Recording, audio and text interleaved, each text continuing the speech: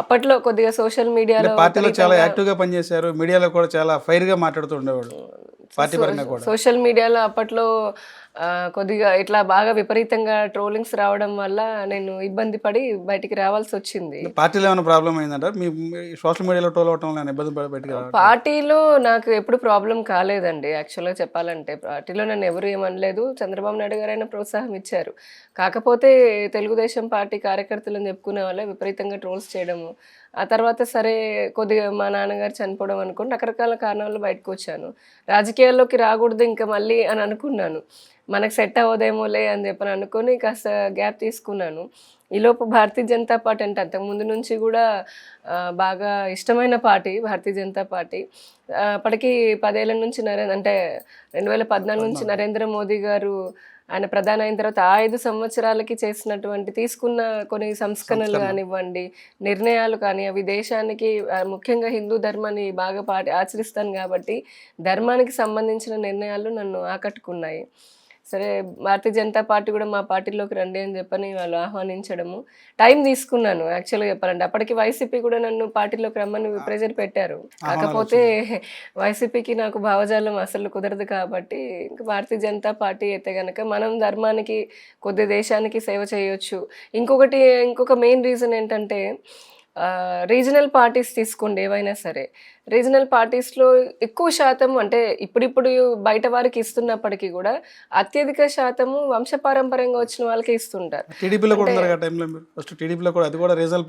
అదే చెప్తున్నాను. So regional పార్టీలో నాకు డైరెక్ట్గా అంటే అధికార ప్రతినిధి ఇచ్చారు.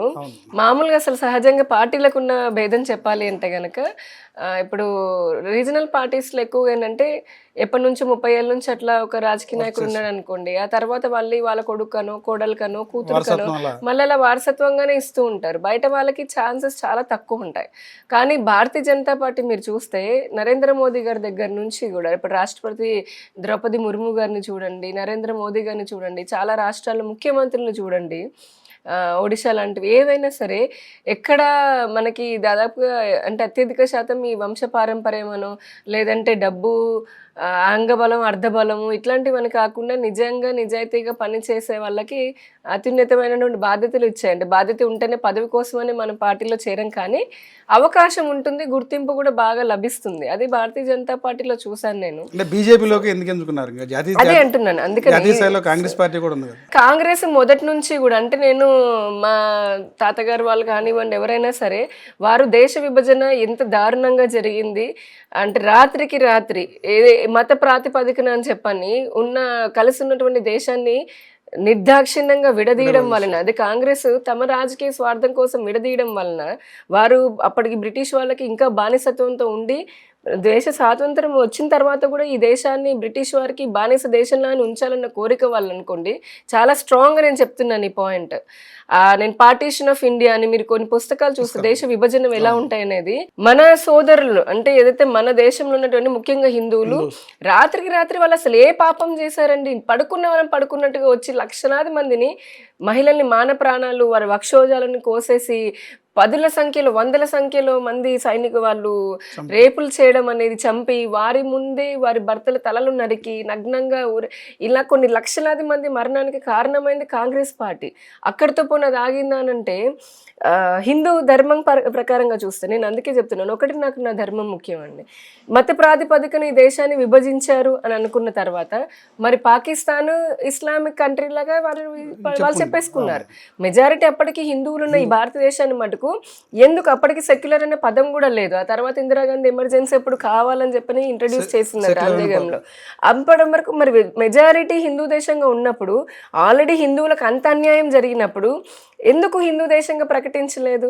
అది ప్రకటించకపోగా ఎన్నో చట్టాలు, మీరు ఒక వక్ఫ్ చూడండి, 1954లో మొదలుపెట్టిన వక్ఫ్ చట్టం ఏదైతే తీసుకొచ్చిన చట్టం అని ఉందో దానికి 1995 కాంగ్రెస్లోనే అపరిమితమైనటువంటి అంటే సుప్రీంకోర్టు కూడా ఏమీ చేయలేనటువంటి అపరిమితమైనటువంటి అధికారాలు కేవలం అలా ముస్లిం మైనారిటీ అపీస్మెంట్ కోసం అని చెప్పని ఇవ్వడం జరిగింది.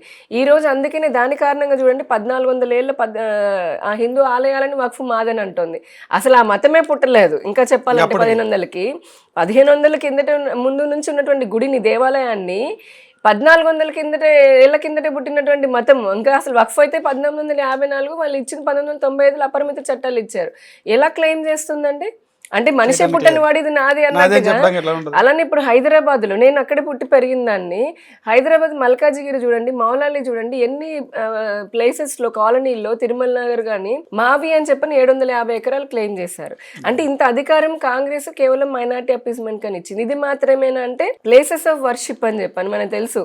1900 ఇది కూడా అంతే. అప్పుడు శోభాయాత్ర అని చెప్పని అయోధ్యకు సంబంధించి హిందువులందరూ సంఘటితం అవుతున్నారు, ఐక్యం అవుతున్నారు అని అనుకున్న దశలో సడన్ గా ప్లేసెస్ ఆఫ్ వర్షిప్ అని తీసుకొచ్చింది. అంటే అప్పటి వరకు మనకు తెలిసింది కదా, వేల సంవత్సరాల దేవాలయాలన్నింటినీ మొఘల్స్ వాళ్ళు వచ్చి ధ్వంసం చేశారు, కొల్లగొట్టుకుపోయారు. కానీ కాంగ్రెస్ 6 దశాబ్దాలు పాలన ఉన్న తర్వాత మొన్న 2014 ముందు వరకు కూడా దాదాపు ఒక 5 ఏళ్ళు మినహాయిస్తే కాంగ్రెసే ఉంది. ఏ రోజైనా ఏ ఒక్క హిందూ దేవాలయానైనా, వేల సంవత్సరాల చరిత్ర ఉన్నది, ఇది హిందూ ఆత్మ అంటే సనాతన ధర్మాన్ని కాపాడలేదంటారు. కాపాడలేదు, ఇంకా నాశనం చేసిందండి. ఇప్పుడు చెప్పింది, ఇప్పుడు నేను ఊరికే యామిని మాట చెప్పడం కాదు, రాజ్ కమల్ గారు ఏదో దాన్ని ఎండోర్స్ చేయడం కాదు. ఈ భారతదేశపు ఆత్మ ఏంటి? సనాతన ధర్మం.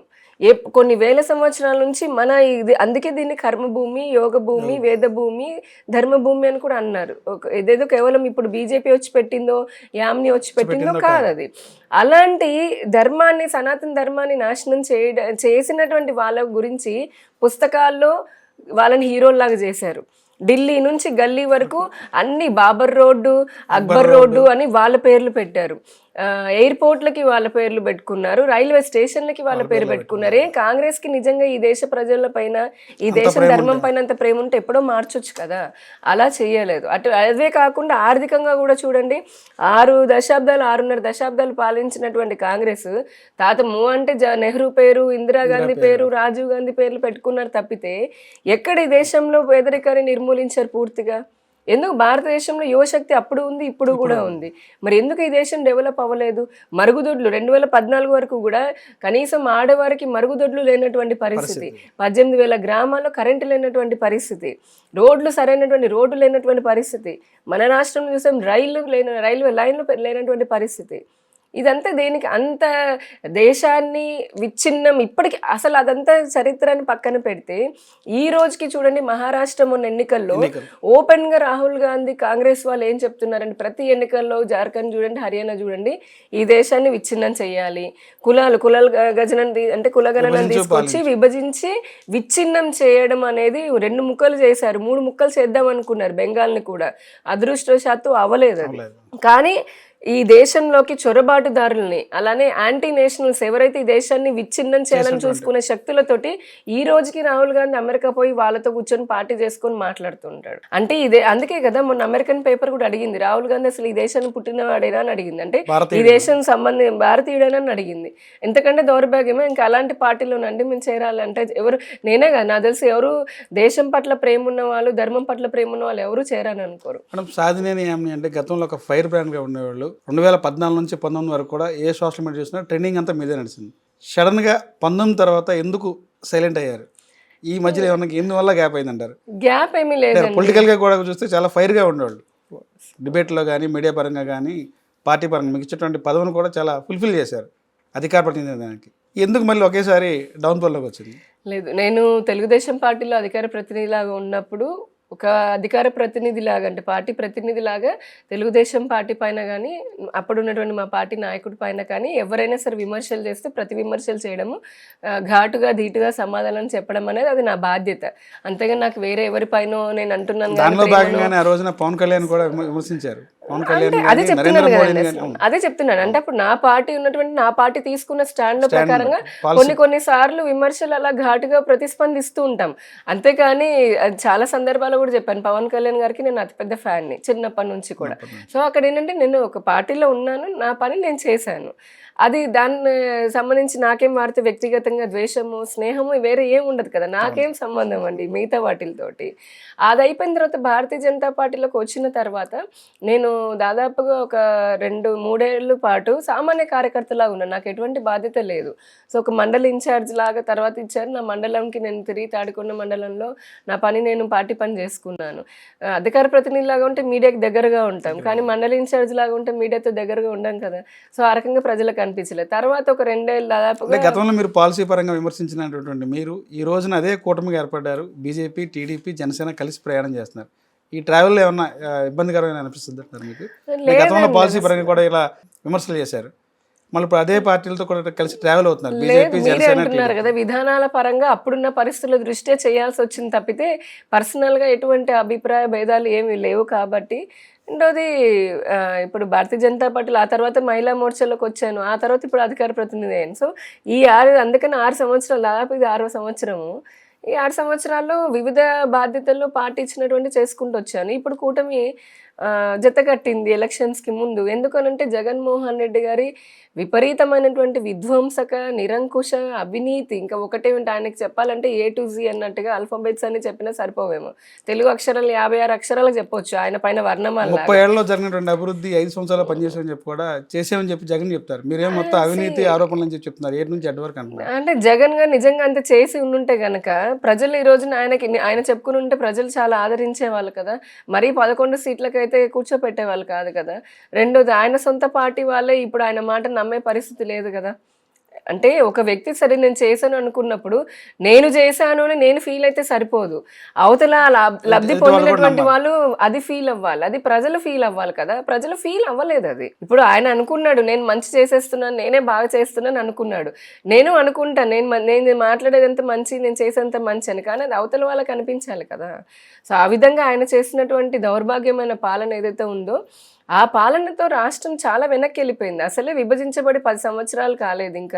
ఇంకా ఇటువంటి వ్యక్తుల చేతిలో రాష్ట్రం ఉంటే రాష్ట్రం ఇంకెప్పటికీ ముందుకు వెళ్ళలేదని అనుకుని అటు భారతీయ జనతా పార్టీ, ఇటు తెలుగుదేశం పార్టీ, జనసేన రాష్ట్ర ప్రజల కోసము, రాష్ట్ర అభివృద్ధి కోసం అని చెప్పని మిగతావన్నీ అభిప్రాయ భేదాలన్నీ పక్కన పెట్టి, ఎందుకంటే మా 3 పార్టీలకి, రాష్ట్ర ప్రజలకి, దేశ ప్రజలకు సేవ చేయడం అనేది మా లక్ష్యంగా పెట్టుకున్నాం. కాబట్టి అన్నీ వదిలేసి ఎలక్షన్లోకి వెళ్ళాము. మా మాట ఏదైతే వికసిత్ భారత్, వికసిత్ ఆంధ్రప్రదేశ్ అన్నామో అది ప్రజలు కూడా ఆదరించారు. అందుకే కేంద్రంలో నరేంద్ర మోదీ గారి నాయకత్వం పైన ఈ రోజున కేవలం దేశ ప్రజలే కాదు, మీరు ప్రపంచం చూడండి, ఒక ప్రపంచ అధినేతనేమో బాస్ అని అంటారు, ఇంకొక దేశాధ్యక్షుడు వచ్చి కాళ్ళకి దండం పెడతారు, ఇంకొకళ్ళు యువర్ ద బాస్ అంటే మీరే చాలా బాగా చేస్తున్నారు అని చెప్పని అలా ఒకరని కాదు, ప్రపంచం అంతా కూడా ఈ రోజున భారతదేశాన్ని ఒక శక్తివంతమైన దేశంలో చూడడానికి ఆయన చేసినటువంటి నాయకత్వం ఏదైతే ఉందో అటు కేంద్రంలో ప్రజలు మాకు 3వసారి మళ్ళీ భారతీయ జనతా పార్టీ ఎన్డీకి కూటమికి పెట్టారు, అధికారాన్ని ఇచ్చారు. రాష్ట్రంలో కూడా అత్యధికమైన 164 సీట్లతోటి